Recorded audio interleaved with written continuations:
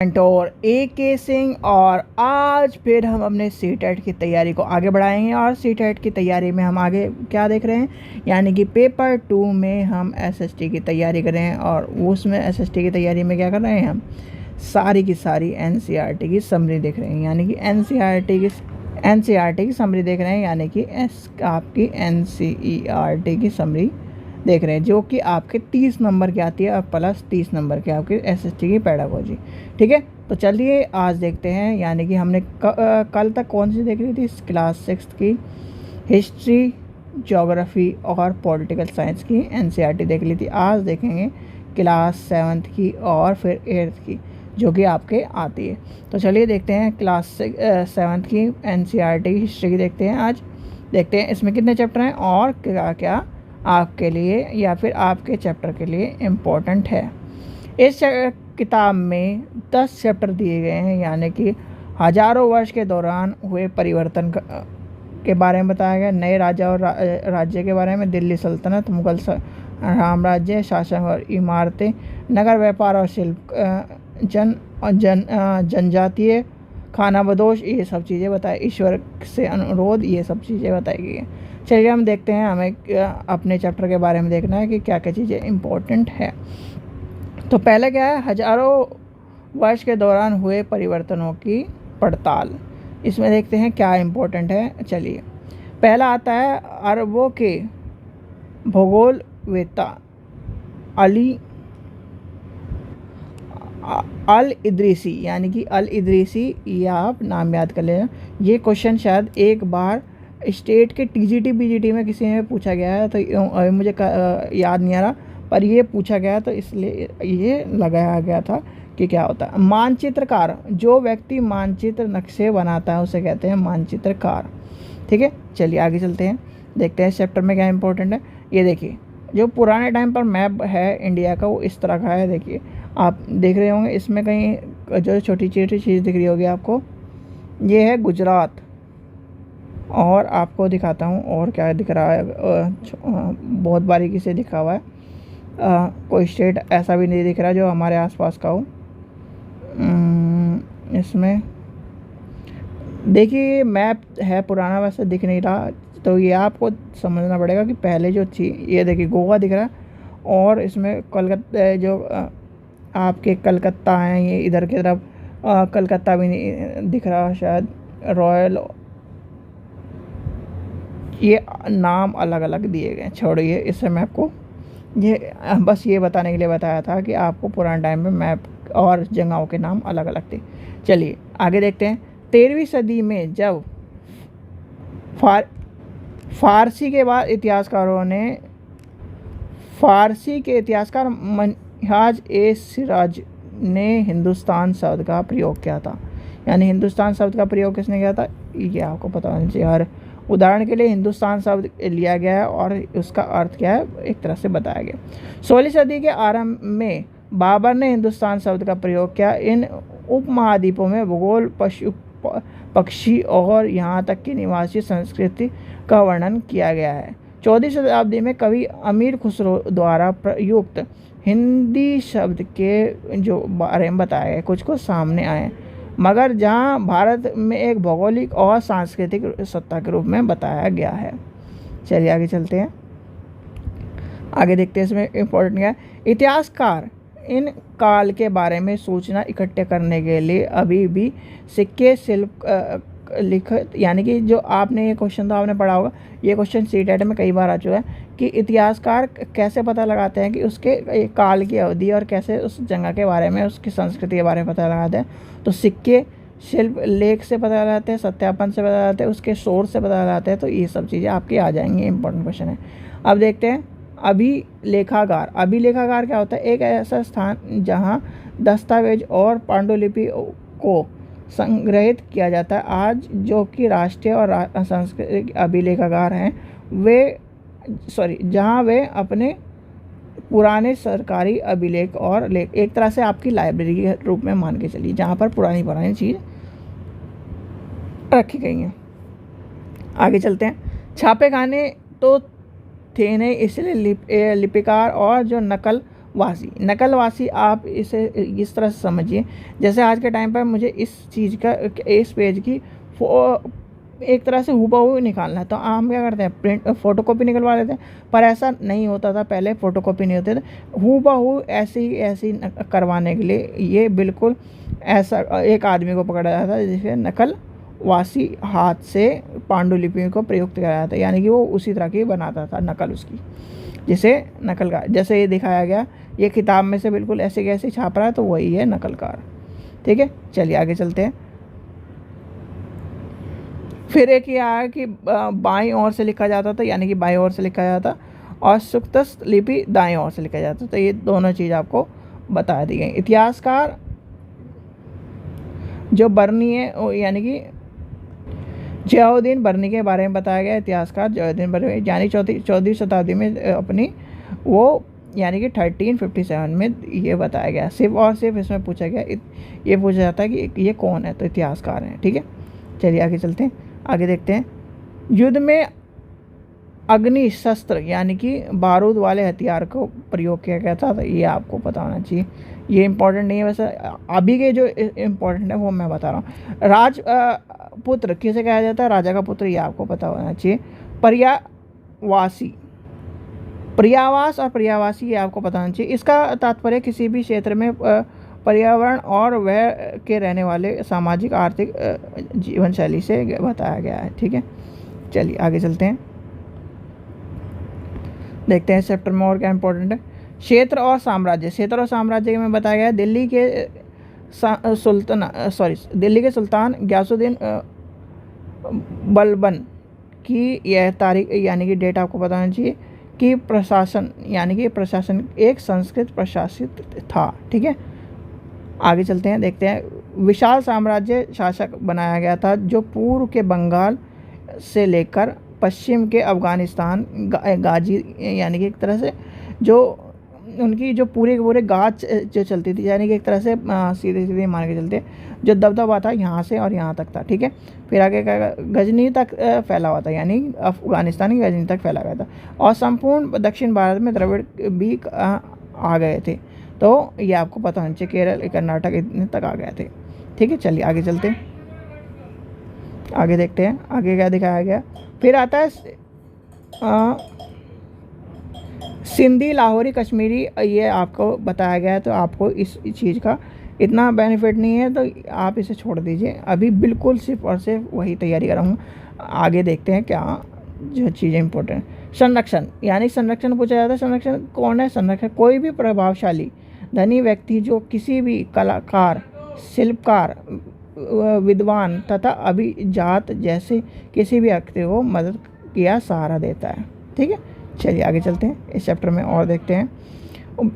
19वीं सदी के मध्य तक अंग्रेज इतिहासकारों ने भारत के इतिहास को 3 युग में बांटा, हिंदू, मुस्लिम और ब्रिटिश। ठीक है, चलिए ये भी इम्पोर्टेंट क्वेश्चन था। आगे देखते हैं, ये पहला चैप्टर खत्म है। चलिए आगे देखते हैं, अब आता है दूसरा चैप्टर, नए राजा और उनके राज्य। नए राजा और उनके राज्य के बारे में बताया गया।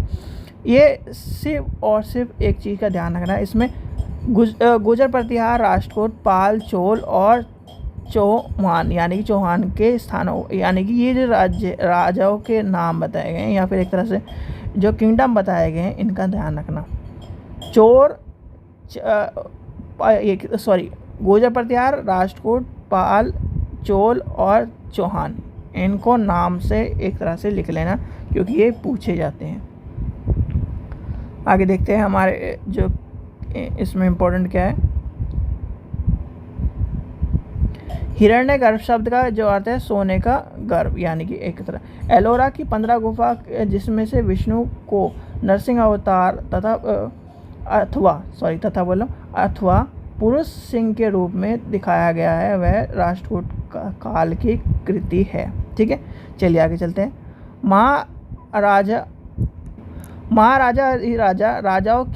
राजाओं के राजा, त्रिभुवनी चक्रवर्ती, 3 भवनों के स्वामी। ठीक है, ये क्वेश्चन इस तरह से पूछे जाते हैं कि इस वर्ड का मतलब क्या है, इस वर्ड का मतलब क्या है, तो ये आपको बताए गए हैं। फिर आगे चलते हैं, आगे देखते हैं। तमिलनाडु के शासन करने वाले चोल शासन के अभिलेखों के विभिन्न किस्म के, यानी कि किस्म के करों के लिए 400 से ज़्यादा चूँकि शब्दों का लिया गया है। इससे सबसे अधिक उल्लेखित कर वेटी जो नगद की बजाय एक तरह से ये बताया गया है। इसमें देखिए ये भी क्वेश्चन आपका पूछा नहीं जा रहा था, बस ये इसलिए इम्पोर्टेंट लगाया था क्योंकि इससे क्वेश्चन आ चुका था। ठीक है, जो इम्पोर्टेंट है बिल्कुल अभी वही चलेंगे क्योंकि टाइम वेस्ट नहीं करना है, जिससे एक एक चैप्टर आपका पूरा जल्दी ख़त्म हो जाए और आपको पता चल जाए कौन सी चीज़ इंपॉर्टेंट है। फिर आता है राज्य व्यवस्था। राज्य व्यवस्था पदाधिकारी की नियुक्ति सामान्य प्रभावशाली परिवार के बीच जो होती थी वो होती थी वंशानुगत। ठीक है, वंशानुगत, ये आपको पता होगा। आगे देखते हैं और कौन सी चीज़ इंपॉर्टेंट है। राजा लोग प्राय ब्राह्मणों की भूमिका जो थी उन्हें दान में देते थे, पुरस्कृत करते थे और ये सब चीज़ें होती थी। और राजा कौन सी श्रेणी में आते थे? क्षत्रिय में। ठीक है, ये आपको पता होगा।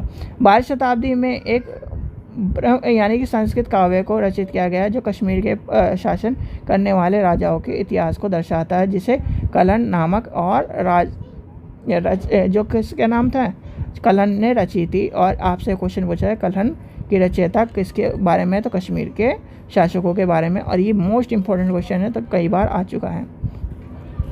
चलिए आगे चलते हैं। गुर्जर प्रतिहार राष्ट्रकूट और पाल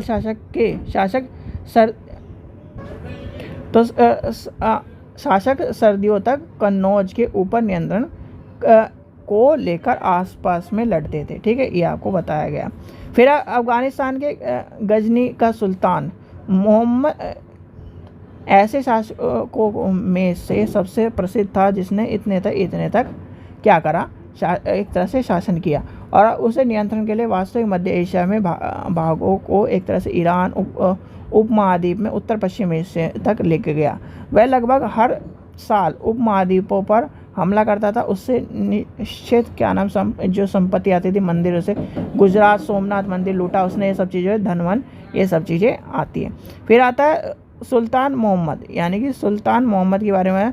और उसने अल बरूनी नामक एक विद्वान को जो लिखने के लिए बताया गया, और लिखने में से ये सिर्फ आता है अल बरूनी।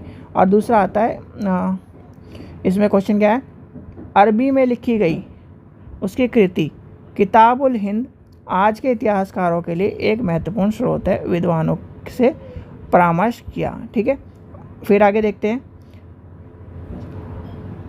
फिर आता चौहानों की, यानी सबसे प्रसिद्ध शासन पृथ्वीराज तृतीय थे, जिसने सुल्तान मोहम्मद गौरी नामक अफगानी शासक को इतने में हराया। लेकिन फिर उसने वही गद्दारी करी, और वो एक वही है ना कि अपने दुश्मन को कभी भी छोड़ो मत, नहीं तो वो आपको मार देगा। ठीक है, ये कहानी यहाँ से सीख लेना। अगर आपका कोई दुश्मन है, अगर वो आपसे बैर कर रहा है तो उसे छोड़ना मत, चाहे वो किसी भी तरह से आपको उसे, वही है ना कि जैसे कहते हैं ना कि कुत्ते की पूंछ 12 साल नली में रखो और वो भी फिर भी टेढ़ी की टेढ़ी रहती, ऐसे ही ये होते हैं। ठीक है, चलिए आगे चलते हैं। आगे देखते हैं। भव्य मंदिर और कांस्य मूर्ति के बारे में बताया। राजा और राजेंद्र प्रथम द्वारा बनाए गए तंजावर और कोच्चिपुरम के बड़े मंदिर स्थापित मूर्तियों कला के दृष्टि से एक चमत्कार है। जो मंदिर के आसपास रहते थे उनको काम करने के लिए पुरोहित, मालाकार, एक तरह से ये सब काम दिए जाते थे पुराने टाइम पे। फिर आगे देखते हैं। संगीतकार, नृत्यकार, इतना बताया गया। चोल कांस्य प्रतिमा संसार की सबसे उत्कृष्ट यानी कि जो दिखाई गई है। फिर आगे चलते हैं। कावेरी नदी बंगाल की खाड़ी में मिलने से पहले कई छोटे छोटे शाखाओं में बढ़ती है, और ये क्वेश्चन आपको पूछा गया है। ठीक है, चलिए आगे देखते हैं इसमें कौन सा इंपॉर्टेंट है। 9वीं शताब्दी में तमिलनाडु के एक जल द्वार में पानी के प्रभाव को यानी कि तरह से प्रभाव को इसलिए नियंत्रण किया गया जो पानी के खेत सिंचा सके, यानी कि एक तरह से बावड़ी टाइप बनाएगी, जैसे दिखाया गया है। आगे देखते हैं। किसानों की बस्तियों में क्या कह रहा है, उर कहलाता है, यानी कि उर कहलाता है। ये आपसे जो छोटे छोटे वर्ड है ना, ये पूछे जाते हैं। ये क्या है, नाड़ू क्या है, तो ये आपको पता होना चाहिए। क्या है, समूह के, यानी कि इस तरह गाँवों के समूह को नाड़ू कहते हैं। और जो ग्राम परिषद होता है और जो नाड़ू होता है न्याय के करने के लिए होता है। फिर आता है वल्लला जाति के धनिक किसानों को केंद्रीय चोल सरकार की देखरेख में नाड़ू के कामकाज के अच्छी खासी नियंत्रण हासिल था। उन्होंने कई धनी भूस्वामियों से चोल राजाओं के संपन्न के एक तरह से 3 राजाओं वाले सिस्टम बताया था ना पहले, वही वाली बात कही गई है। तो यानी कि आपको पता होना चाहिए, ये जो वर्डिंग है ना, ये आपको ज़रूर याद कर लेनी है। वर्डिंग को IR क्या है तो प्रधान है, जैसे उपाधियाँ दी जाती है उनके केंद्र में ये बताया गया है। आगे चलते हैं, देखते हैं इसमें क्या चैप्टर है। भूमि के प्रकार। भूमि के प्रकार चोल अभिलेखों में भूमि के विभिन्न कोटियों का उल्लेख किया गया। वल्लनागर जो है गैर ब्राह्मण किसानों के बताया। ब्रह्मदेव ब्राह्मणों को उपहार देने के लिए 16 भोग क्या किसी विद्यालय के रख रखाव के लिए। देवदार क्या क्या है मंदिर के उपहार देने के लिए। और परिचदम जैसे जैन स्थानों को दान देने वाले। आगे देखते हैं इसमें कुछ इंपॉर्टेंट है क्या। फिर यह अभिलेखों के सामग्री के बारे में बताया गया, ये इतना इंपॉर्टेंट नहीं है जो आपको पता है। इसमें ये इंपॉर्टेंट है, पुलाय क्या है, एक ऐसा समूह जिसमें ब्राह्मण और वल्लभ प्रतिष्ठित समाज के बाहर मानते थे। ठीक है, आगे चलते हैं। फिर आगे तुंग शासन के युग में चीन यानी चीन के तंग राजवंश के तहत एक साम्राज्य स्थापित हुआ जो लगभग 300 साल तक यानी 7वीं शताब्दी से 10वीं शताब्दी तक सत्ता पर रहा। और ये क्या है, ये दुनिया के सबसे बड़े नगरों में एक है जहाँ तुर्क, ईरान, भारतीय, जापान, कोरिया आए हैं। ठीक है, तो साम्राज्य परीक्षा के माध्यम से ये एक नौकरशाही प्रशासन के लिए और परीक्षा के माध्यम से किस लिए इसमें ये इम्पोर्टेंट है। चलिए आगे चलते हैं, ये बताया गया। फिर देखते हैं, यानी कि आज 2 चैप्टर ही देखेंगे, फिर कल हम चलेंगे दिल्ली सल्तनत के बारे में कि दिल्ली सल्तनत के बारे में क्या चल रहा है।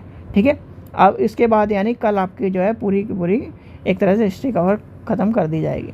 ठीक है, तो आज हमने 2 चैप्टर देखे और जो 2 चैप्टर देखे उसमें से जो चीज़ इंपॉर्टेंट है वो आपको मैंने बता दी है।